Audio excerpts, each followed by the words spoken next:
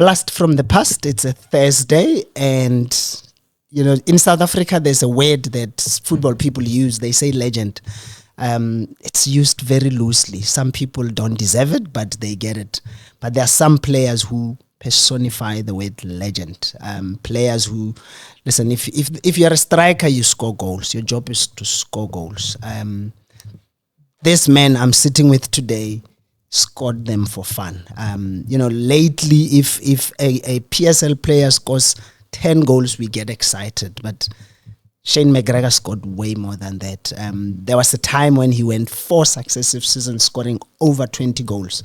A top scorer of note. I grew up watching this man, and okay, this is a confession. I did not support Kaizer Chiefs, but I loved watching Shane McGregor and to be sitting in his space. Sometimes as journalists, we get taught to be, it's called being neutral, but there are days when you just can't help but be a fan. And I think this is one of those days. To be sitting with this man here is surreal, because I remember years back, 80s, watching football as a young man, and Shane McGregor scoring lots of goals. One of those made me cry. 1990 Castle Challenge final, but we'll get to that. Shane McGregor, thank you so much for coming to Inside SA Soccer. We call this show Blast from the Past. We speak to players who made an impact in our game, and I'm sure but from us, you are one of those who made South African football what it is. To this day, I don't think there are strikers who scored goals like you did. So it's an honor to have you here. Thank you, and thank you. Nice to be here. But you're now making me feel old when you say you were supporting and watching me play. The youngsters over there don't remember. But so thanks a lot, and I know exactly which goal you're talking about. Yeah. Before we even get to it, I know exactly which one. It was against Swallows. I know that. But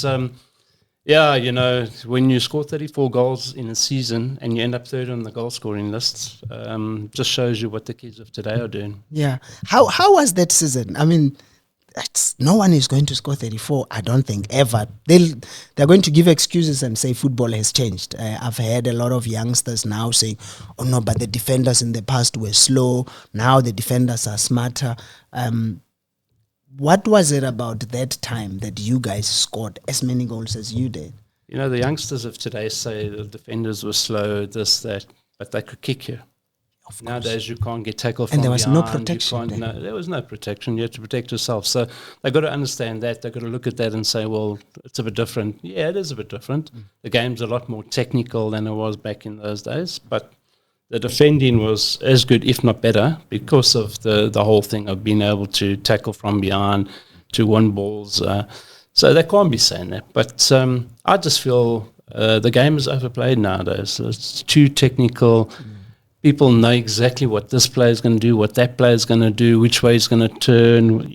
It's video and analysed so much that it's taken away the flair from football as such. Yeah, I mean, you look at, we watch the technical bench, there's 6 people. I sit in the press box and there's always people with videos. 3 minutes before halftime, you see them going down to the dressing room to show the coach what they show. You guys didn't have that. You had essentially just the coach and his assistant, and you had to fend for yourself on the pitch. But that's what made good coaches. It's because of that. The coaches had to decide for themselves what was happening. And I've been in that area, and I've been part of that. You had to be watching all the time. Nowadays, like you say, I mean, video evidence. They go in the change room for the first 5 minutes. They're actually showing the coach videos. They're showing him where the players are going wrong. And then he has his team talk. Where nowadays it was off the notebook. You made notes and you had the team talk. If a coach like Jeff Butler, who was at Chiefs, if the guy came and walked in the change room and said, look at this, he would have told him, in certain terms where to go. Unfortunately, I won't swear. But no, you can. On our show, we use any You would have told him exactly where to go. Yeah. And, the modern day guy is Gavin Hunt. He's exactly like that. He doesn't like all this so-called paraphernalia, the videos, this, that. He likes to do it the old way. Yeah. Some say it's good, some say it's bad. I mean, you mentioned Gavin, and I worry for him because as much as Gavin has trained, he's done his badges, he's still old-fashioned.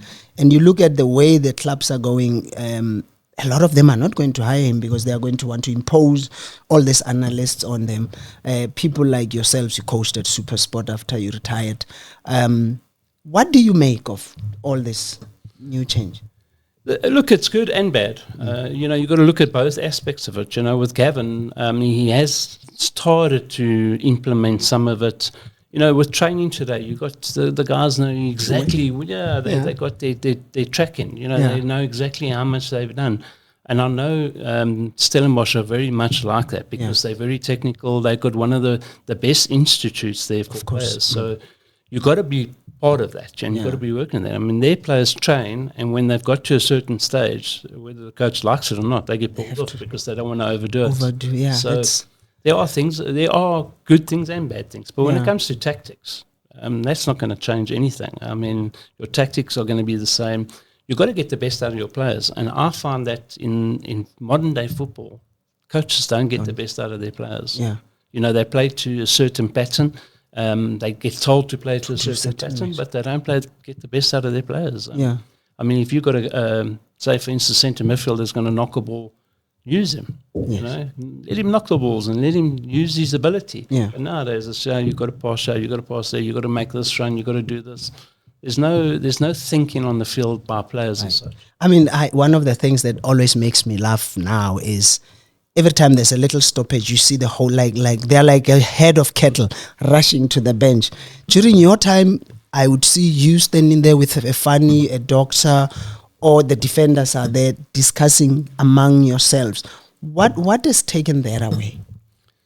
Yeah, it's taken away the thought, the thinking process of players as such. And, you said, we would be standing talking. That's always at the time when we got together and said, this is what's happening, let's change it. We didn't have to wait for the coach to tell us. And, that's a player thinking. Nowadays, everything is, as I say, you get told what to do, how to do it, what's going on. But, everything has changed. Everything has become a lot more methodical. I just feel, a player, you mentioned before we went on air, Professor Ngobane. I mean, he wouldn't fit in today's game because of the way he was, but he was a brilliant player. He stands out, and he would have stood out in this league, in football. And you do get a few in world football. Messi, Ronaldo's, players like that, that stand out because of their ability. We've coached it out of players, and unfortunately, it's not the greatest thing. Yeah, I mean, when when we think Shane McGregor, everybody thinks Kaizer Chiefs, the time you spent there, the things you did there. But as a young man, I remember you playing for Greenacre Rangers, the team with the stripes, when it was early in the years when black and white teams were coming together, and that's when we started knowing you. You then moved to Chiefs, but I just discovered, and this broke my heart, Shane, that you actually could have gone to Morocco Solos instead of Kaizer Chiefs. I mean, how did you make such a silly decision? Why did you do that? You're obviously a Solos. I love Morocco Solos. That's actually a funny story. I was at Rangers, and I was very unhappy with the way things were going. The management were running the club down, and I said, "Look, I want to move on." And Solos did call me, and we met in the south of Joburg. I'll never forget, at a place called the Robert Schim Hotel. I know Robert Schim. I grew up in the south, so a lot of my friends are there. It was a Sunday afternoon, and they used to play music and have a few drinks. And a lot of my friends were there and watched it. And I had the conversation for basically an hour, and I agreed terms of Solo to basically join them. Was that with the great Pine Chabit? Or who are you talking to at Solos? It was the old boss. What was Chabit. Yes. So we had the discussion. We agreed terms, everything. All they had to do was get the clearance from Rangers, pay Rangers to get the clearance from them. And I had a set fee, by the way, in my arrangement with Rangers, that could only sell me for 40,000. Okay. So they agreed everything. They were going to go back to Rangers. And we're going to sign up, and I was going to join them basically the next day. And on the Monday morning, I got a phone call from a certain gentleman, Indian gentleman. It said, "I believe you want to join Swallows." So I said, "Yeah." He said, "Well, don't join them. Kaizer Chiefs want to talk to you." So now I'm thinking it's one of my friends taking the mickey. Oh, yeah. They'd seen me the day before. Okay. So I told him in no uncertain terms what to do, and I put the phone down. Yeah. And 2 minutes later, a phone call, same number came up, same thing. Don't put the phone down, take this number down. They're waiting to speak to you. A certain Indian gentleman, and I think you know who I'm talking about, Mr. Abdul Bamji. Yeah. And anyway, so I still thought it was a friend, and I thought, well, like giving me a number, it's going to be some funny number to find. So I put the phone down, and I was like thinking, now what do I do? I called the number, and it was Kaizer Chiefs, and Kaizer said, "Come in, meet me." Their offices were still in Breed Street. Yes. Said, "Please come see me. We want to talk to you." So which I did. And obviously, I'd agreed terms of solos. When I went there, I was saying, okay, well, I want this, and extra, and my own boot sponsor, this. And then I was getting sponsored privately, So the whole deal basically said, okay, well, here's your clearance, join us for training this afternoon. And I signed there and then, done. What does Chavedi do? What does he say? Well, he didn't speak to me for a long while. I can imagine. It was big enemies, and obviously not much was made of it because at that stage it wasn't out there. Chiefs were the big club, so not much was made of it because it wasn't out in the public yet that I had spoken to Swallows. But they weren't happy, and I understand. But at the end of the day, your football career is short. Yeah, sure. So you got to look after yourselves. The best, So you got to do that. But then you go on to have the kind of career you had at Chiefs. I mean, coming from Rangers to Chiefs, how easy or how hard was it to settle in? Because, you go to this big club in the country. You were a star yourself, but you come in, it's a big club, big names. How was it settling at Chiefs? It was very difficult. When you join there, and I mean, when I was at Rangers, obviously, I joined them. I was there for 3 years or 2.5 years. And when I first joined, I was fresh out the Air Force because we had to do 2 years of military training. And I was the so-called star player, scoring the goals left, right, and centre. The following year, the same thing. And when I went to Chiefs, the first training session I'll never forget. It was next to Ellis Park, and Kaizer was supposedly going to introduce me to the coach, which was Jeff Butler at the time. And you had to go down a banking. So I was standing next to Kaizer and saying, "Well, are you coming down the field?" And his words to me were, "My office is my office. That's his office. I don't go into his office." So. You understand the respect he had for the coach. For that coach, So I went and stood down at the bottom. I was waiting for the coach. He eventually walked up to me. First thing he did was walked up, punched me in the stomach, and told me I'm a fat. Didn't even say what. And told me to do laps. Oh my goodness! Yeah. So, that's my introduction to training at Chiefs. Yeah. So I did. Afterwards, the whole introduction, changed the sign, whatever. The players were fairly welcoming. There was obviously opposition from one or two because I'm coming to take their positions, but they were all fairly welcoming. And the running around the field carried on for 2 to 3 weeks. Because you're a big boy. Well, I didn't train, exactly. Now I'm coming in, I'm top. I was top of the goal scoring list at that stage of the season. Now all of a sudden I'm not playing, I'm not training properly. And, Jeff Butler was Jeff Butler. Yeah, no, we know him. And at the end of the day, for me, I was very upset. I actually went to visit Kaizer a little while after that, and I said, "Look, I didn't come here to run around the soccer field. I came here to play. What's happening?" So he said, "Look, the coach has got an idea for you. Leave it at that." And in hindsight, when I started thinking about my career and I started thinking about what happened and why I did it, it's the best thing that happened for me, funny enough. And I'll tell you why. It's because we all know Kaizer Chiefs supporters. They get on your back, substitute on your back straight away. If you had chucked me in the deep end and I didn't score goals, because that's what I was brought in to do, what would have happened? They would have been on my back. They wouldn't have accepted me. It would have been a big story. He slowly introduced me. And by doing that, he got the spectators on my side because, obviously when I was hungry to score and I wanted to prove a point to him and to everyone else, and that the rest is history. So I was lucky that I had a coach with foresight that could think about things and understand the game and the team. So I was lucky. And you have great teammates around you. Everybody who knows South African football will never forget your combination with Fanny Madida. In one season, you guys produced over close to 90 goals. How was that? What was that understanding that you guys had?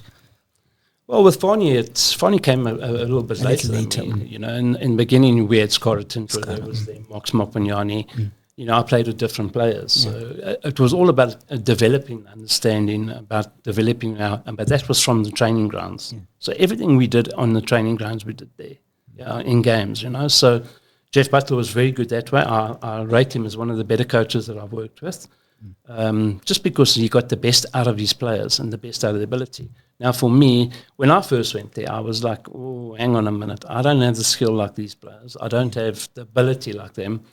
How am I going to make that happen? Yeah. And became the harder work. So I used to put in hours afterwards, just knocking the ball in the back, empty net, getting guys crossing the wall, tapping it in, staying an hour after training. Bear in mind that we were semi-professionals, so I worked a full day, came to training, and then I used to stay afterwards. So I worked at it.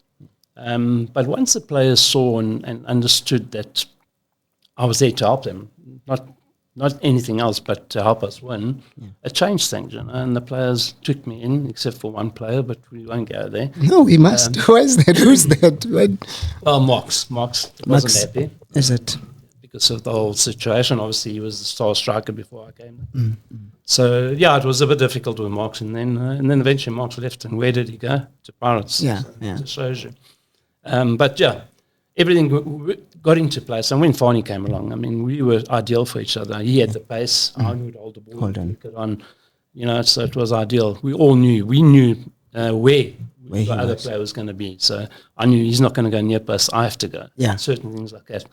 And 9 times out of 10, you guys got the goals. And then, I mean, you had Doctor as well in the middle, supplying the balls there. That's down wide, I can tell you stories about Doctor. He got benched a couple of times because he didn't knock the ball in quick enough. Jeff Butler was like that. They're making the run and you're not knocking it in. You're turning, taking another player on. Yeah, the fans are getting mad, but we're not scoring goals. Yeah. So he got benched a couple of times until he learned that he had to do it. But Doctor, brilliant player. I mean, we had great players in that team. If you look at the whole squad, we were a very, very good team. We had a spine, which I always believe in, top goalkeeper. We had 2 or 3 top goalkeepers. A centre back at that stage was Mark Tovey. Wellington Mayati in the middle of the field. We was a general. People don't realise how much work he went through. Right. Yeah, we watched him. And then the striker, myself and Fani. So it always works for you. Yeah, and you had, 87, you speak of Marks. I remember in 87, you guys won the Mainstay Cup, the last Mainstay Cup. Max scored that goal against Amazulu.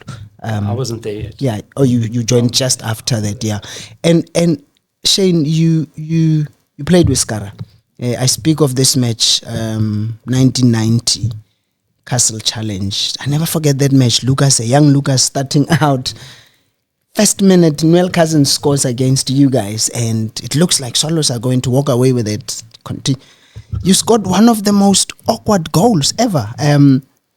Nelson Cast, just take me through that. I like I say, I was a young guy, Swallows fan, very excited that my club is about to win, and this guy comes and breaks my heart. With me playing, I was always trying to think and look at certain situations, and I knew with Nelson and with basically nearly every goalkeeper, when you go down the line and you get on the touchline, near the touchline, they're already looking to come out to get the cross. Because you're going to remember cross. Those days they weren't protected, yeah. So they had to make their decisions early on. Yeah. And I've been watching, and I always watch them. I used to watch how far goalkeepers off the line so I can try and chip them.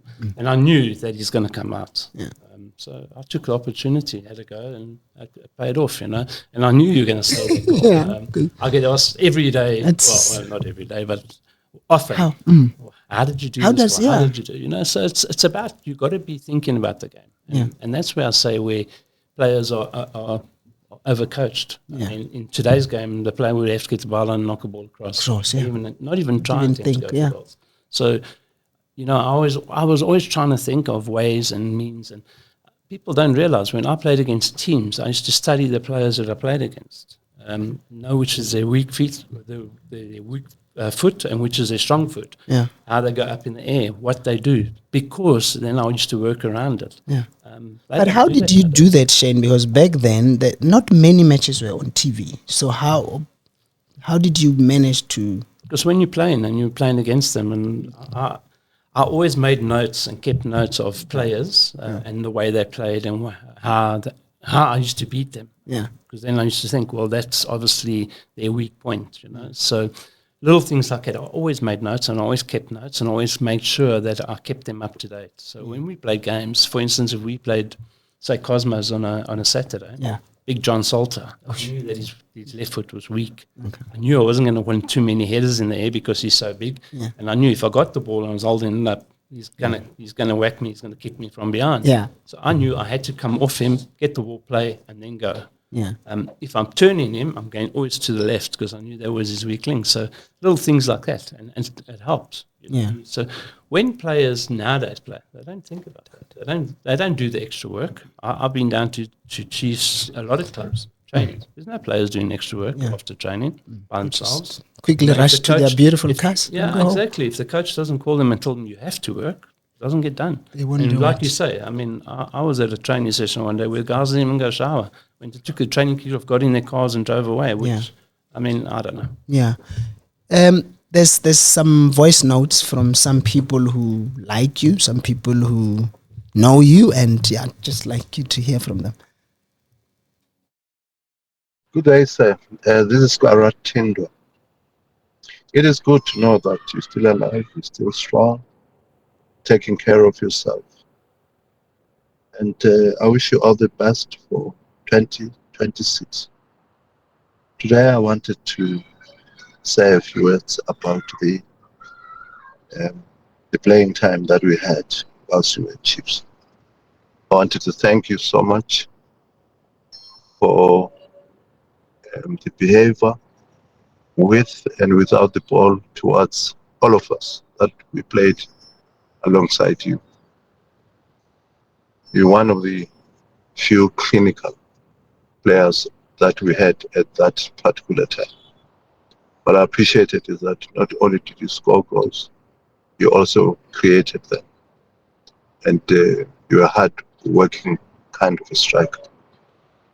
And of course, the knowledge that you have and you had at the time in trying to advise players like us whenever there was a need. Thank you for the kind of heart that you demonstrated. I wish you all the best. And may you take care of yourself. Look after the body. Eat well and drink water. I know that you don't touch alcohol anymore. We still love you and appreciate you. And make sure that we do transfer that knowledge and experience to the younger generation that we now have. We need players like you. We need coaches like you who transfer that knowledge to the new generation. I must be honest, it is hard for me to see the kind of players, the kind of strikers like you were during that time. And I'm hoping that players like you will not just vanish, but they will obviously try and assist the new guys that are there these days. I give you all the appreciation for the person that you are, even away from the game, the knowledge that you were able to share with us. And I thank you so much once again for being the kind of person that you are. May you live long. Thank you, sir. Skaratindo, your teammate. Very kind words from Skara. But in those days, we all learned from each other. And that was what the game was about, As big a club as Chiefs was, there was no such thing as one star in the team. We all worked together, we all worked as a unit, and we all played as a unit. We were very close-knit. Yeah. What really was a close-knit team. Players like him, I learned a lot of Skara. He doesn't realize that, and we all learned from each other. And that's one thing about the club. There was no player that would say, I'm bigger than the club, because there wasn't like that, And we all, as I said, we all learned. You mentioned Lucas Radebe, I remember when Lucas came down for a trial, He used to be playing in the old Botswana. Yes, yeah, Bob Sol. He came as a goalkeeper. Yes. And people don't know this. Yeah. He arrived as a goalkeeper. We were doing shooting at the goalkeepers that time. He was one of them. And he walked up to the coach, which was Jeff Butler, and said, "Coach, can I show them how to strike a ball?" So the coach started laughing. He said, "You're a goalkeeper." So anyway, he put him out, scored a few goals. So the coach said, "Are you sure you're a goalkeeper?" He said, "No, I can play out as well." And the rest is Sounds history. like, yeah, the legend that we have. One of now. the greatest players that we've had in produced. football of the local generation. now, Yeah. you know. So, yeah. It's beautiful. I mean, Skara says something that he's urging you to keep passing on your experience, your knowledge. And you are doing that now, aren't you? Working at a club currently. Yeah, I am. I'm technical director for Olympiakos Joburg. So we are linked to Olympiakos Greece.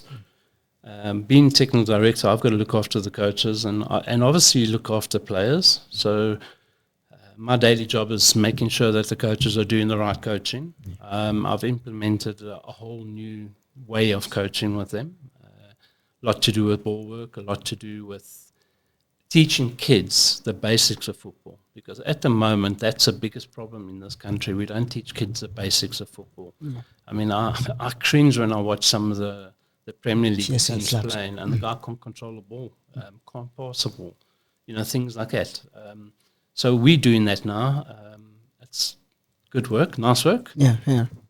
We went on tour last year to Greece. When I say tour, we played in a tournament there, and it was a big eye-opener for me. I got to see the other side of professional football in Europe now, Yeah. and it's massive. We are so far behind in this country. It's just not true. That's scary because you hear the attitude of even the people who run the game. We think we are there, but clearly the moment you go out, you get to see that. But how are you? I mean, you used to coach. When you finished, you coach, and we'll go to that later. Olympiakos, they are related to the real Olympiakos in Greece. How's that? Well, we're the Joburg branch. They've got a couple of branches all over the world. What they do is it's like a feeder to obviously the team in Greece. In actual fact, we've got some of the top boys coming out in March to come down and have a look at our facilities, see what we're doing, how we're training, have a look at a couple of players, and then also just do a couple of training sessions with the coaches so that they can impart their knowledge onto the coaches. So it's all a learning curve, but it's also a big thing that they look into to bring players into Olympiakos Greece.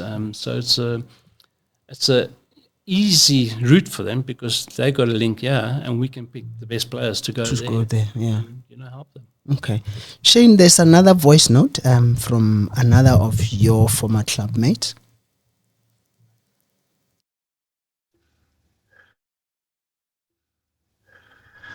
Hi, Shane. This is Doc Kumalo. I hope you still remember me. I hope you're good, Shane, and all the best for 2026. Wishing you the best and prosperity. Yeah, I must say that I just want to take this moment to say I really appreciated the moment or the moments where we played together, both Kaizer Chiefs and national team. And, you made me look good and vice versa. But above all, I think also you were an unbelievable striker. I know when you were still at Rangers, you were still a good striker, but at Kaizer Chiefs, you excelled very, very much. And we shared a lot of fun memories, I know of the pitch memories, if you still remember Jaws, the driver, Jaws Ramakapula, if you still remember him. Yeah, he used to make us laugh. And just want to say, may God bless you. And wishing you all the best in all your future endeavors. And I hope one day we'll catch up and over a drink. Yeah, that's all I can say, Shani. But I must say it was a marvelous pleasure, and it was unbelievable moments that we shared together, and playing alongside you, it was unbelievable. One of the best strikers South Africa has ever produced. And like I said, or alluded to the fact that you made my dribbling skills and everything easy. You were at the right place at the right time and scoring those valid goals. And you brought smiles on Kaizer Chiefs' supporters' faces. Yeah. Other than that, take care, my brother. Cheers. Yeah, very nice, very nice of Doctor. The one thing I'm still upset about Doctor is when I joined Kaizer Chiefs, at Rangers I had a number called number 15. So when I joined Kaizer Chiefs, there was a certain youngster that was making his way through the team that had my jersey. And I'll never forget, I went and spoke to him. I said, listen, for next season, can I get my number back? And he refused. Totally refused. But end of the day, what number did they give you? They gave you worked out for me. So I didn't mind. Sorry, Doc talks about Josh. I got to tell you guys this story. Yeah. When I first joined Chiefs, they had agreement with players in place that if they won Player of the Year, Players Player of the Year, any top awards, that the players would get 50% of it, and the player that won it would get 50%. So when I joined, it was halfway through the season. Obviously, they were saying, you're not part of our agreement with you joining late. So I said, okay, fine. And I think Marks that year won it, Player of the Year. And he obviously didn't split his money with me. Going forward for the following season, I said, nah, Malunga, you're not part of this group anymore. You can't be part of our group. So I said, okay, that's fine by me. You guys have set it up beforehand. Yeah. Little did they realize that I won Player of the Year, Players Player of the Year. I think I made won everything, I think I made close to 100,000 rand. Yeah. And Josh was the only person at the club that got 5,000 rand from you. But that was because of certain things that Josh did. He wasn't just a driver. It's he fascinating. Was special operations manager at the time. So, yeah. I mean, you played at Chiefs during that time. You come from Rangers, you get into this black club that does things. How easy or how hard was it? Did you partake? Very difficult, I'll never forget, I was cup tied. I think it was a bob save or whatever they were playing, and they were playing in the semi-final. I was cup tied. And I got included in the team just to see what happens and how they do it. And I'll never forget, we were staying in a hotel in Braamfontein at the time. And at 12 o'clock, we were playing the next day, 12 o'clock at night. We all got woken, put your tracksuits on, we're going somewhere. So I said, okay, 12 o'clock at night, you're playing the next day, you should be resting. Anyway, off we went, and we used to have a house in Parktown. And anyway, the whole Muti story was there. And I looked at this and I thought, whoa, what have I got myself into? End of the day, we did the Muti. I didn't do all of it. I had to have certain things, what we call the seat belt, to have my own little belt. I always had a ritual, when I walked out the change room, as I was walking out the change room, I would put my jersey on. Okay. And at Chiefs, that was a no-no. So eventually they had to put security around around the change room door until I had my jersey on and walked on, because they believed that it's not good. But it was my way of doing things. So we did it. It's fascinating. Now, Doctor speaks of this understanding that you guys had. I mean, everybody celebrates him as the guy who threads the passes and all that. Do you have memories? I mean, I look at your CV. There's nothing that you haven't won when you played at Chiefs. I mean, all those trophies, the JPS, the Castle Challenges, we spoke of the league titles, BP Top 8. Just how influential was he to your scoring? Yeah, obviously, Doctor was a vital part of it. He knocked the balls in. He did the hard work, and we as strikers had to just finish it. When I say just finish it, of course, it's not like wasn't that not easy. that easy. Otherwise, everyone would be, the players. But when you look at it overall, you've got to look at the whole team effort, because though Doctor knocked the ball in, who passed the ball to Doctor? You always had that. You always had the pass through from Ace Kuzi, from teenage, from whoever, So the one thing that, as I said to you earlier on, we had a unity. Beautiful And that's unity. what made our team so good then, Yeah. was the unity of the team. We were together as a team, we worked together as a team, and we knew exactly what the players were going to do. I knew when Doctor was going to cross the ball and when he was going to make another turn and then go down and knock it in. You could see just by his body language. And that's one thing people don't realize, Scorer, for instance, I knew if he ducked left, he's going to come in right and he's going to have a strike or he's going to knock a pass. Yeah. Little things like that. The only one that I couldn't work out was Shakes. Who could? No, what? He used to look right and pass left.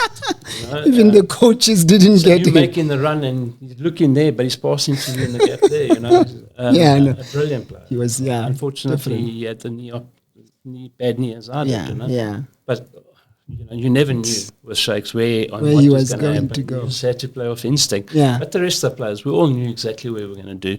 If I was making a run, Barney made the opposite run, vice versa. If I went wide, Doctor knew how to cut in. So we all played to a plan, and we knew exactly when and how to change, what to do, and how it was going to work. Yeah, I mean, your playing career, I'm sure you look back at it and you're content with how it went, especially at club level. But surely, you must be disappointed at the fact that you only have one cap. I mean, the national team started when you were essentially at your peak. You had one cap.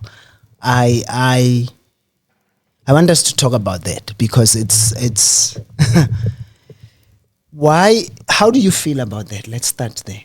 Yeah, very disappointed. At the time, the coach didn't believe in me, didn't like me, didn't want to use me as such, but he got pressurized by media, by fans.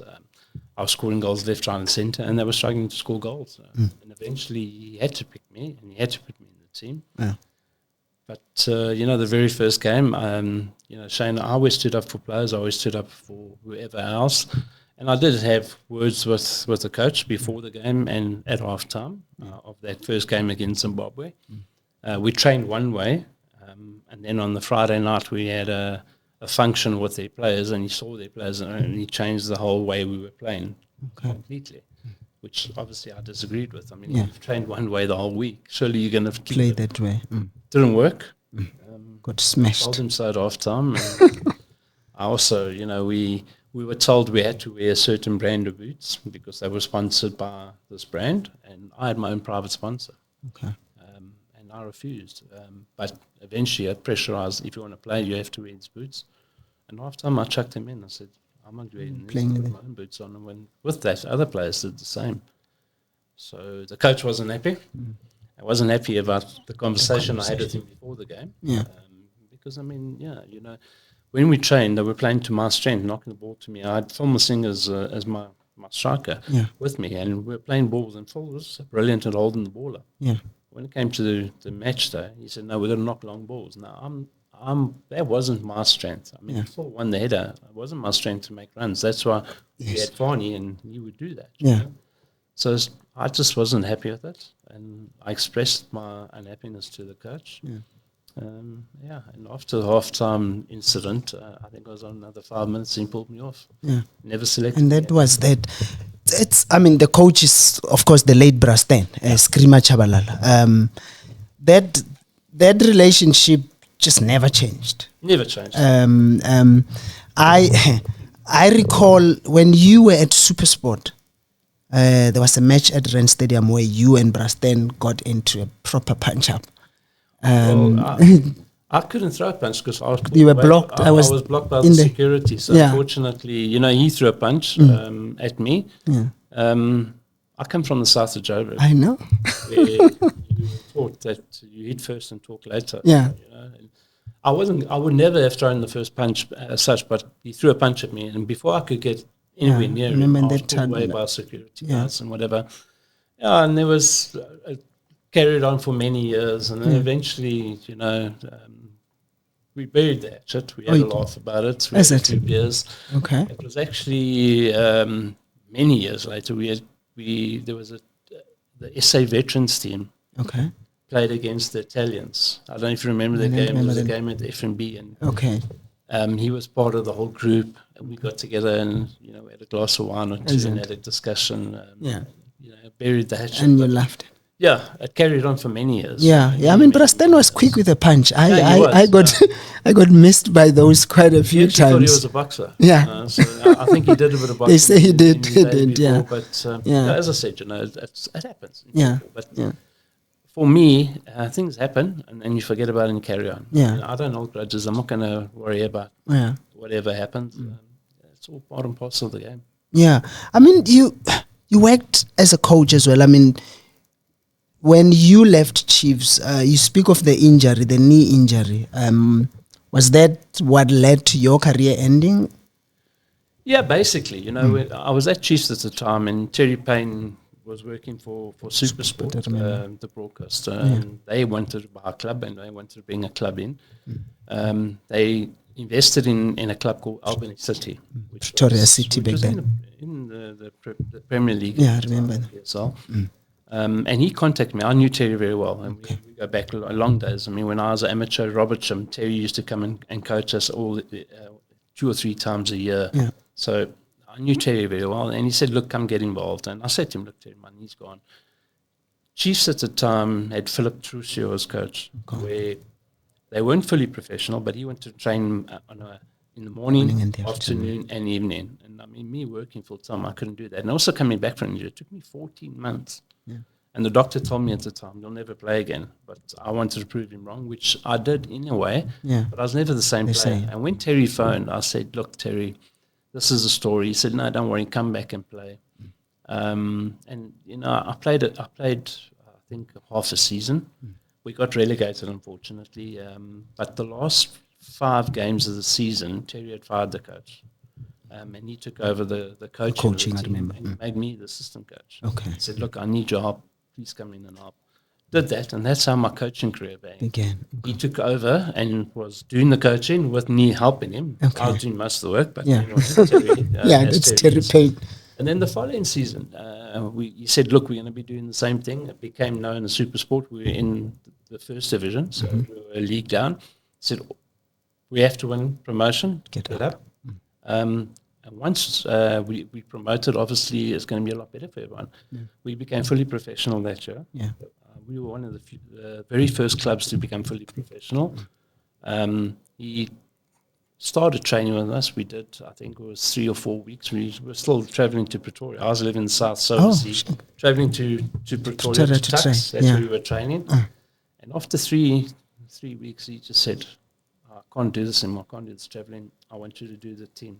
Coach the team." So I said, "Terry, I'm still new I was here. player coach at that stage. Yeah. I was new in the game." So don't worry, I trust I'm you. here. If there's any problems, get hold of me and we can just sort it out. And that's how I got into the coaching side of things. It's how was it? Because I don't think it's something you were thinking about as a player, or were you? Not when you're playing, it was difficult, And then once I became, I was helping to play coach. It changes your mindset. You start thinking, and you're on the field, and you're thinking about what would a coach do, So you start thinking like that, and it takes away from your game. Yeah. It really does. So, it was difficult, but you just got to adjust your whole mindset. As a player, most coaches do basically the same thing. They work the same way. And I worked with some very good coaches. I was lucky that way. Oh, okay. So I took a bit of everyone. What and tried to do my own identity, and it worked for a while. But you can't do both. It's very hard. And eventually, I think it was the second year, I just said, "Okay, look, I'm just going to concentrate on the coaching, and won't be doing it." But unfortunately, that's the year we got to the Bob Safe Cup final, and the eve of the cup final on the Wednesday, we were camping the whole week for the cup final. We were playing Cape Town Spurs, who had just won the league. Oh, 19. So we were playing against them. Unfortunately, these things happen. My striker at the time was Nicky Shaw, the late Nicky Shaw. Oh, yeah, your friend. He got sick with encephalitis. He was in hospital. He was hospitalized. Yeah. And I played my last game that weekend. I hadn't trained for probably 6 months. Yeah. I was a little bit around. scored my last 2 goals in my career, but it was very difficult. Yeah. I couldn't walk for 2 weeks, I think. After that, so my legs were said so no thin. more. But that's the way it goes. You know? But it's. I mean, of course, you guys didn't win that cup. That's the Roger Lupia one where it was Roger. 3-2, Yeah, but I mean, you got out the way Shane McGregor should get out, scoring goals.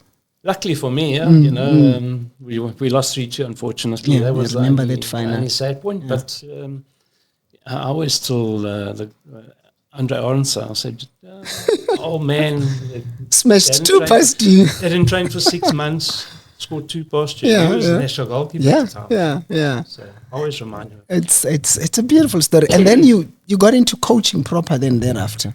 How did you find that? How, when you look back at your coaching, Coaching's the most difficult job that you can find because you're not just a coach, you're a father figure, you're a psychologist. Sorry, a psychologist. You got to know how to work with players, and you got to get the best out of players. You know, there's certain players that you can shout at. There's certain players you got to put your arm around and say, "Please, you know, come on, I need you." Certain things like that, and that's why I say you need to be a father, a psychologist, all of that. But players are players, you know, and especially those days where we just started becoming fully professional. The guys weren't used to it; they used to take chances. We ran quite a strict code. Players knew if they missed training, they got fined. If they were late for training, they got fined. You know, we had to do that because we were going to do the best job we possibly could. And that was the start to super sport. Unfortunately, and no more. And they're not happy with me either. You know, certain things happened later on, but that's where super sport began. I mean, they're known more. How does that feel to, you know, this whole... You've seen a lot of clubs. Nowhere in the world does what happened here in South Africa happen, where a club just disappears like that because they sold a status. I think it's the worst thing that can ever happen. For me, it's just not on. You know, can you imagine Kaizer Chiefs being sold? What would the fans think? What would people think? What would the whole? You know, you got a whole history. What about that? You know, so. Things like that, it's not on. I mean, I think it happens too much. Look at Suarez. Look where they are now because of what's happened. Because of bad management, because they sold the club off left, right, and centre. It's not on, you know. Money doesn't make success if you don't spend it correctly, and we know that with certain clubs in the league and certain clubs aren't. Look at Sundowns. They've got lots of money, but they spend it correctly. Other clubs don't. You know which one. Now, before we go there, you had a stint at Sundowns. Assistant coach, How was that? I mean, working with Natasha and them. You know, Angelo. I knew Angelo for many years before that, you know, and he got hold of me. I was working at the stage. I was out of football. I was working. I was a national sales manager for Inc. Company, and he got hold of me and said, "Look, how can you be out the game?" You know, gave me this whole speech. And Ted Dimitri was a coach at the time in Sundowns. He said, "Why don't you come down and get involved? Become my assistant coach." This, that, basically become a spy for him as well. Of course. Certain things, you know. So I went down there, and I'll never forget. Same thing. I went down, and Ted just ignored me. Didn't want you. 2-3 weeks, he ignored me because Ted was very set in his ways. I know. We sat down, had a conversation, and I said to him, "Coach, how much you had to take your job? I don't want your job. I honestly don't want your job. You can run with it. I just want to help. So please let me know what." You know, and eventually he started letting me get involved, and you could see that, you know, I was there to help. You know, I would say to him certain things that, as a coach, you never see everything. Of course, and that's why I always, in my coaching career, I always had 2 assistant coaches, so that they had an opinion. Doesn't mean you have to take it, but at least think about it, and that helped, and that's how that started. And you know, it was good. Until Ted decided that he was going to be Ted and disappeared into the night. In actual fact, it was against Chiefs. The Friday night before we played Chiefs on Saturday, he just disappeared. He left the country. Oh yeah, I remember that. But was he disappearing? Wasn't he running away from some people of sorts? You don't know, but I don't know what the full story was. But he, like I say, I mean, we were in camp playing Chiefs the next day, and he just disappeared. He left the country. I was my coach for the last. So you had to do that match. So you had to just take over and help, you know. And obviously it helped with other people, but you got chucked in the deep end there again. Of course, you know, but, well, you used to it, you can handle it. And, Yeah. if you know the game and you know what you're doing, you're not going to be too worried about it. Yeah. Was assistant coach, coach there for the last 6 games, and then Mr. Bondarenko, Came through. Mr. Loudspeaker Bondarenko, Yeah. and took over the coaching, Yeah. which was also quite an eventful Yeah. episode. That Yeah. Listen, I mean, over the past few years, you've been pretty vocal about what's happening at Chiefs. It's a club you love. It's a club you've served very well. To have seen them essentially deteriorate the way they have, there's some excitement now. They won that Nedbank Cup last year, and a lot of people are beginning to think they are on the right track. Are they? Yes and no. When I say yes and no, it's a guilt-sorted thing. They won the Nedbank Cup. They're high up on the league. Are they performing to their full ability? I'm not too sure. If you look at the results over the last 5-6 games, they've been winning 1-0, 1-0, 1-0, and not scoring many goals. Yeah, they haven't been conceding, but they haven't been scoring the goals. Yeah. Is that successful? I'm not too sure. They got beaten the other day. Once they've turned the corner properly, I would say yes, but I think it's still a long way away. They've got to get to a stage where they're consistently there, they're consistently fighting for the league, consistently winning titles, trophies, whatever. So it's got to be consistent. It can't be up and down. And that's been the biggest problem over the years. It's been very much up and down. At one stage, a couple of years ago, they were third last in relegation zone, basically. So it doesn't say much. A lot's got to be looked at the club, and I love the club. People mustn't take this the wrong way. I love the club. I love the Kaizer Chiefs. I mean, I spent the best part of my career at Kaizer Chiefs. I love the club. And I say things out of the love for the club. Yeah. The whole management aspect must be looked at. It must be run properly, which I don't think has been run properly at the moment. And things need to change. If it doesn't change, it's going to stay the same. Yeah. I mean, suppose Kaizer Motaung was to call you for lunch and say, Shane, what do I do? How do I fix this? What do you say to him? I'll tell him exactly that. I'll tell him that you've got to look at the way the club has been run, how it's been run, who's buying the players, who's bringing the players in, why there's infighting within the club, and why there's infighting between management. Do you think there is, or from where you're sitting, do you believe there From where I'm is? sitting, yeah. I think there's too much niggle between certain members of the committee that are running the club. You need to have one person in charge. In my day, Kaizer was in charge. He brought the players in, he did everything. Now you've got too many people doing that, and you've got too many words, too many people speaking in the coach's ear. Your coach has got to be the one person that is the coach. He gets the job, he gets the players he wants, not players that are bought for him. It's a big difference. It's a South African thing, though, Shane. I mean, just about every club, the players are not bought by the coach in most of this in South Africa most of the time. Sundowns not. It's Flemingberg. They say Flemingberg. But they work in conjunction with each other. Coach. With the coach, with the technical team, with them. The one thing I like about them, it can be the best player around. If he's not going to fit in with Sundowns' way, if he's not going to fit in with the surroundings of Sundowns and the way Sundowns are run and the way the players are, they won't buy him. Yeah. And that's what I like. You can't just go buy players left, right, and centre and hope he fits in, because hoping doesn't always get it. I mean, look at Chiefs over the years. How many players they bought that haven't fitted in and they had to move on? Moya, for instance. Yeah. How long has he been at the club? How many goals has he scored? What has he done for the club? Yeah. So who brought him in there? And why did they bring him in? Yeah. If you come into the club as a striker, you come to score goals.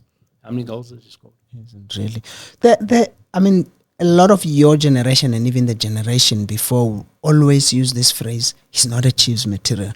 Back then, we knew Kaizer Chiefs bought arguably the best players. You look at the Chiefs squad, is it Kaizer Chiefs? No, definitely not. When you look at players that have been brought in, Chiefs play a certain way. They like to keep the ball, knock it around, play carpet football. That's the Chiefs style of play. Like to build up and get balls in and score goals. But that's the Chiefs style of play. So when you buy in, for instance, a striker that's got pace and he needs the ball knocked in behind the defence, is he a Chiefs player?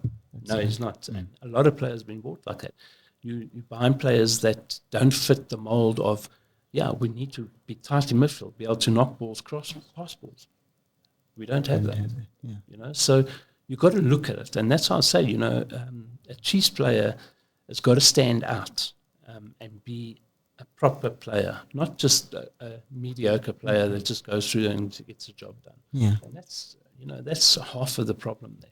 Like you said, I mean, during your time when they brought you from Rangers, you were Shane McGregor. Everybody knew you. Fanny Madida came from Blackpool, being this top guy. I agree. They don't do that. I mean, currently there's this excitement. The derby's coming up. Tickets sold out. Chiefs, Pirates. Pirates are top of the table. They look like the real deal. What kind of match are you anticipating there? Look, derby games are always difficult to call. You always raise your games in derby games. Whenever you're playing against, the Chiefs and Pirates, you're always playing against each other. It's always going to be a big game. I mean, in our day, we were in control. We were winning everything. We were in charge. And derby day came. It was always a difficult game. And Pirates did beat us on a few occasions. Not many. A few occasions. Most of the time. The derby game was Swallows as well. Yeah. They won less than Toughness. But anyway. Derby games are always difficult to call because the players lift themselves so much for derby. If you as a player can't lift yourself for a derby game, then something You shouldn't play. And over the years, the last 3-4 years, the Chiefs players haven't been able to do that. Now they've changed in that slowly but surely. But a derby game is always special. And like I say, players lift themselves. They play above themselves because they want to prove that they are the best. Yeah. We speak of coaching. I mean, this whole Chiefs are currently coached by two coaches. People make jokes, the other one is an interpreter, the other one. You've coached, you've played for Chiefs. What do you make of what they are doing and just the co-coaching aspect? Yeah, co-coaching's hard, It's become a norm in a lot of football nowadays, But for me, I find that difficult because, you've got to have one. I'm sure there's one that's got the head the most say. Doesn't look like it, at Chiefs. Yeah, it's difficult because then how do you get a message across to your players if I hope they're on the same page. I haven't seen and I haven't listened because if you're not on the same page, you can be giving out different messages, and players are going to be confused. So I just hope they're all on the same page. It seems to be working for them at the moment. Like I say, they're not scoring a lot of goals, but they're not conceding. Now, that's a big thing.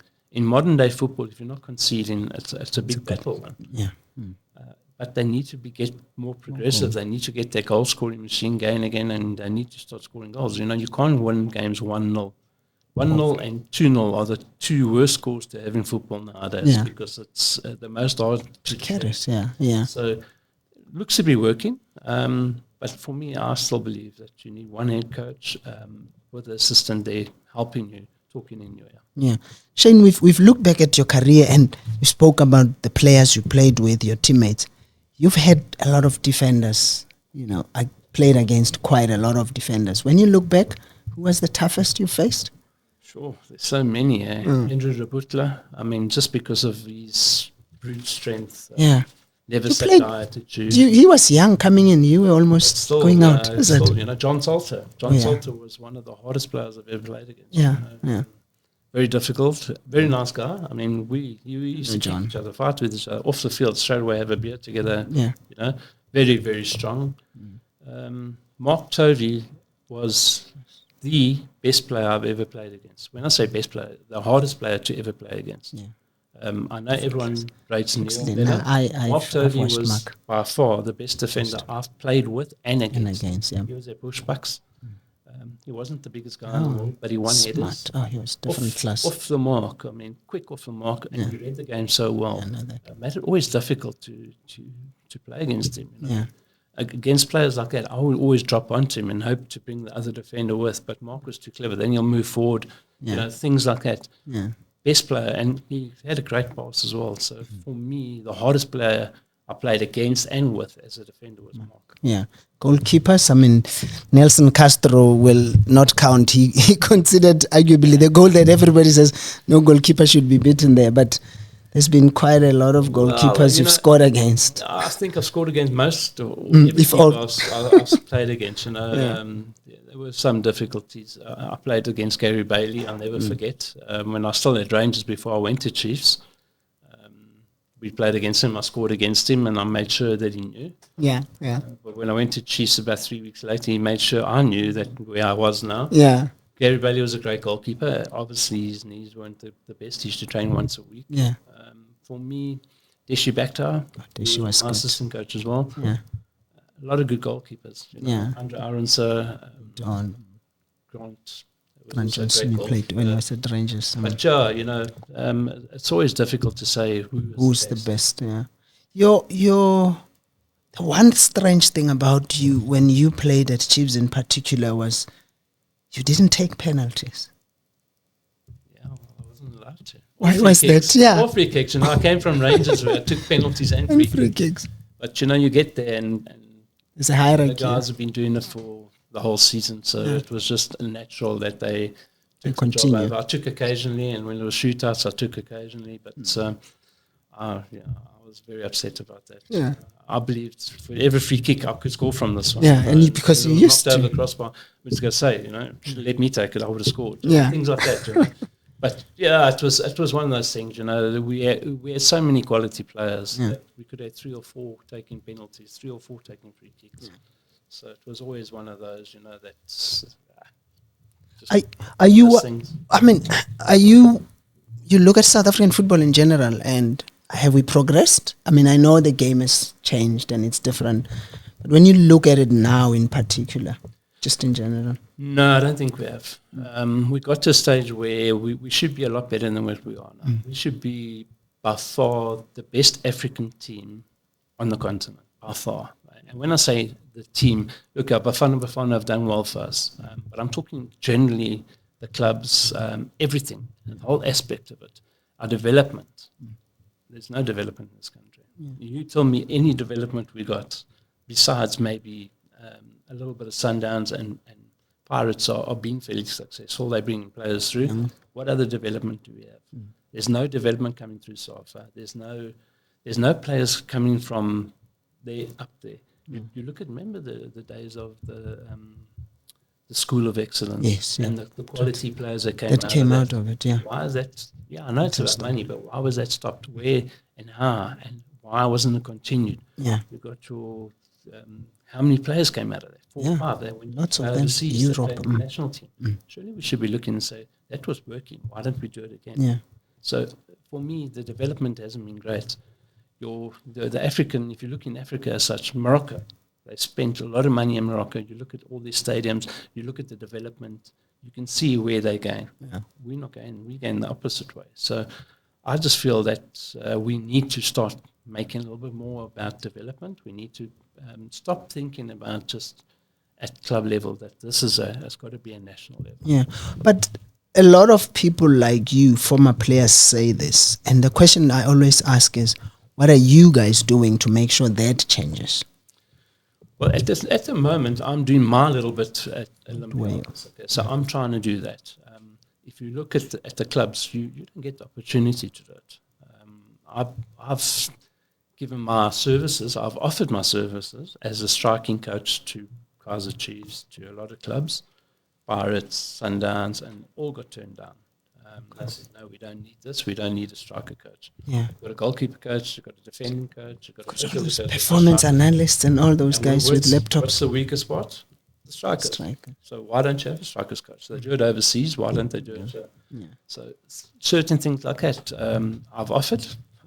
I actually said to the clubs, I will work for 3 months, and if there's no improvement, then I'll walk away. But after 3 months, if there's improvement, then we talk about it. Hasn't happened. So yeah, we need to bring former players in. We need to bring players with experience and the knowledge to do it. Not every player can be a coach, Of course. and not every player can help. I'm trying my little bit now, as I say, with the amateurs, with the kids. I'm trying to improve them, trying to improve the way they play, trying to develop their skills so that they're better players going forward. Yeah.